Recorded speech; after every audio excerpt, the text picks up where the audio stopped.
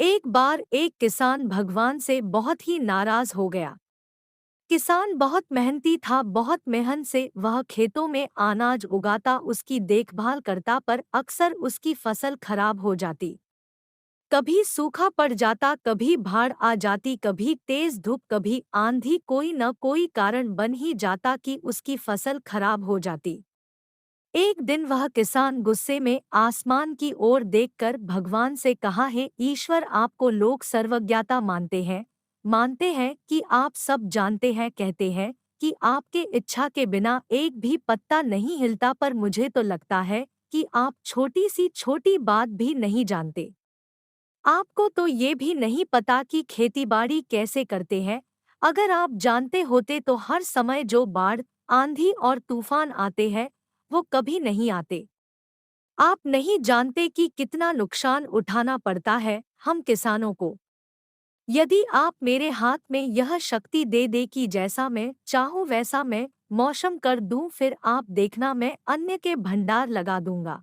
भगवान इस किसान के तीखे वाक्य सुनकर मुस्कुरा रहे थे और वह किसान के सामने प्रकट होकर बोले, मैं आज से तुझे यह शक्ति देता हूँ कि तुम अपनी खेतों पर तुम्हारी जैसी इच्छा ही तुम वैसा मौसम कर दोगे। मैं बिल्कुल भी दखल नहीं दूंगा, तुम्हारी इच्छा से सब कुछ होगा। किसान बहुत खुश हो गया। किसान ने गेहूं की फसल अपनी खेतों में बोई। जब उसे लगा कि खेतों को धूप चाहिए तो खेतों को धूप मिले, जब पानी बरसना चाहिए तभी पानी बरसा। आंधी, तूफान, बाढ़, कुछ भी उसने अपने खेतों पर आने नहीं दिया। किसान के खेत में इस वर्ष ऐसी फसल हुई जैसी कभी नहीं हुई थी। हरी भरी लहलहाती फसल, मन ही मन वह बहुत खुश हो गया और सोचने लगा, अब सबूत के साथ दिखाऊंगा भगवान को कि इसे कहते हैं शक्ति का सही उपयोग। मेरी सफलता देखकर उन्हें अपनी नियम जरूर बदलने पड़ेंगे। कुछ दिन गुजरे, फसल कटने को तैयार हो गए।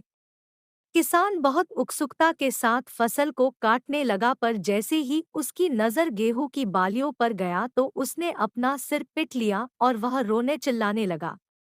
गेहूं की एक भी बाली के अंदर गेहूं का दाना नहीं था, सारी बालियां अंदर से खाली थी।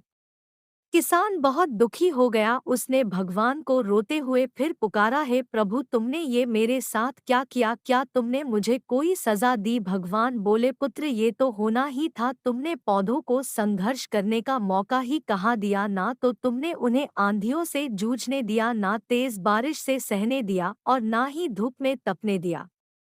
एक भी चुनौती का सामना तुमने उन्हें नहीं करने दिया, इसीलिए सारे पौधे अंदर से खोखले रह गए।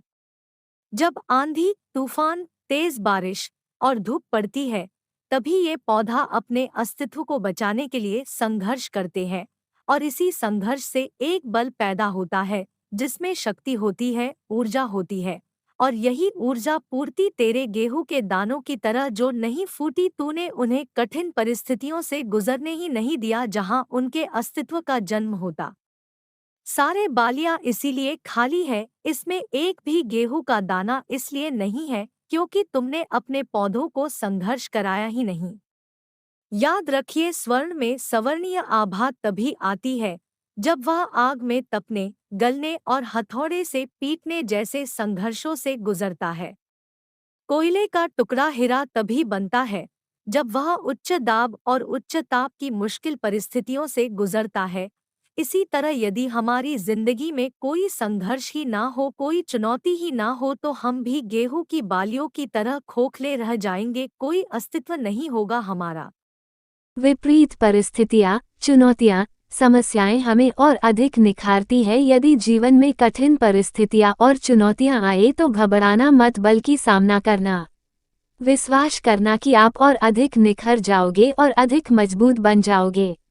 किसी ने कितना सही कहा है, जिंदगी जीना आसान नहीं होता, बिना संघर्ष कोई महान नहीं होता। जब तक ना पड़े हथौड़े की चोट तब तक पत्थर भी भगवान नहीं होता।